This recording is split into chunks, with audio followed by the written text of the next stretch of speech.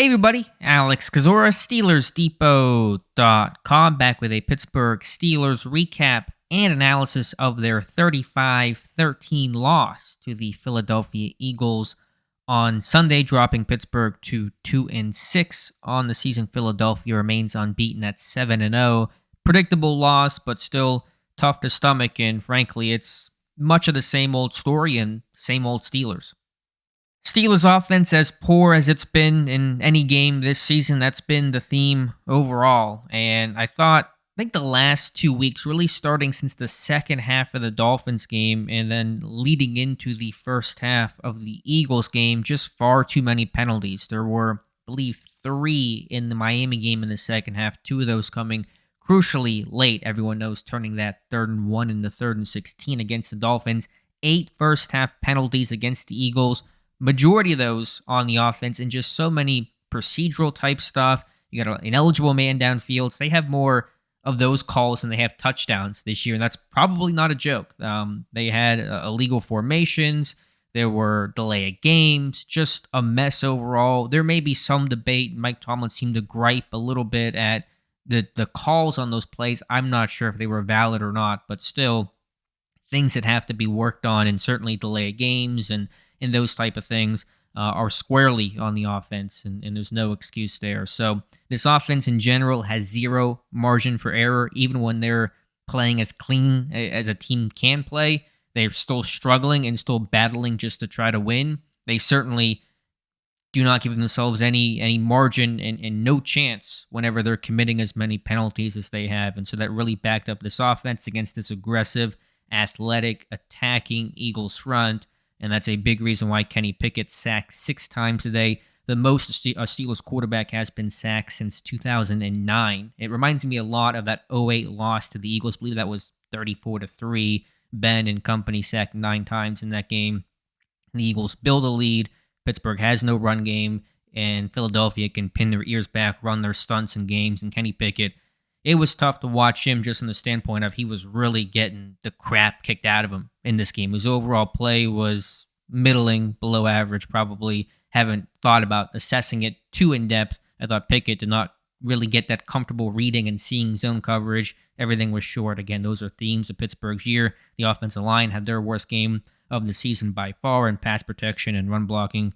Really not much there. Just very few positives overall. Did like the creative fourth and goal call from Claypool to Watt. Give the Steelers credit for that one.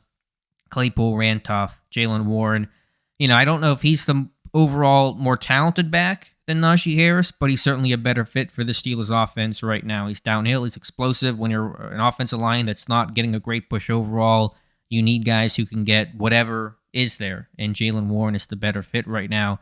Everyone saw Najee Harris in that reception, 3rd and 2. He's dancing, gets nothing out of it, forces Pittsburgh to go for it on 4th down. Najee did convert on that one. He was open in the flat. But overall, this offense is bad. They are now officially the 32nd ranked offense in football. They were 31st in this game. Denver's passed them up. And so Pittsburgh now squarely in the basement. And what will happen to Matt Canada? We shall get our answer, I believe, by tomorrow, if this team sticks with Canada or if they make a change. And I don't know which way it would go. I certainly would not be surprised if he was fired or demoted, although a demotion, we may not necessarily know that Monday, but a firing tomorrow, we'll see. It's not in Pittsburgh's nature, but neither is 2-6.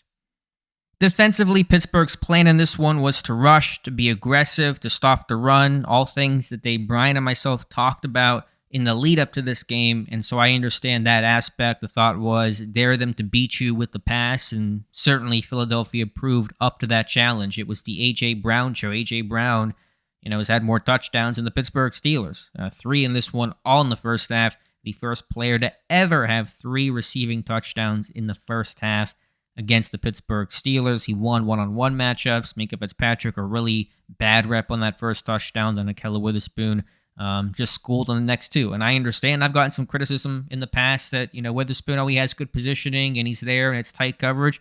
That's true, but you got to finish the play. Finishing the play is really all that matters. What is the result of the play? You can be in position, and that's important. That's the first step, but it's not the last step. And Witherspoon benched before halftime in this game, replaced by James Pierre, who left with a foot injury late in the game. So we'll have to see what he looks like out of the bye week as Pittsburgh comes back in week 10 against the Saints. So that was a theme in the first half. And then second half, Philadelphia, they're cruising, they're in control, and they can utilize their run game probably a bit more as their RPO game work. Pittsburgh blows the coverage in terms of that one by, who was it? Zach Pascal. And you had Edmonds and Sutton both coming up on the screen there, and Pascal runs in free behind. So I don't know quite who that was on. Probably Edmonds. I hadn't gone back and reviewed it super closely, but the Eagles are well coached and a well-run machine offensively. Pittsburgh's not, and that was the story of this game. Pittsburgh, I believe, 1 of 11 on third down. They were good on fourth down, but just atrocious on third down. And Eagles didn't even need the red zone. They didn't even have to get in the red zone. I think they ran one play in the red zone. That was a Miles Sanders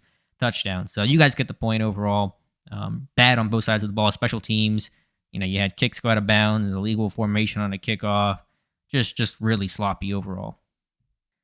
So 2-6 season to me officially over. I mean, I called it over after the Jets loss, knowing the schedule that was ahead. But you're 2-6. Only one team since the NFL went to 16 games has ever made the playoffs starting a year 2-6. That was Washington in 2020, and they went 7-9 and won the NFC East. I promise you. Although the AFC North not as good as we thought it might be this year, 7-9 not enough to win it, and Pittsburgh probably won't even get to that. Obviously now in the 17 game season, so you can't go 7-9. Pedantic stuff aside, just I'm not even sure what to watch for at this point in terms of stuff that watching Pickett's progression, but it's just been painful to watch across the board. So got a bye week, and that'll be nice. Can't lose that, I guess. But yeah, just more of the same, and we'll have to go through the tape and see exactly what went wrong. But plenty went wrong on Sunday. So let me know your thoughts in the comments below. Appreciate you guys watching. If you could like this video and subscribe to the channel, I would appreciate that. We'll have our live stream tomorrow. I'm going to maybe push that back a little bit to say 7:30. Got Halloween trick-or-treaters and all that kind of stuff in the area. So 7:30 live stream tomorrow. But again, let me know your thoughts in the comments, and we'll talk to you soon.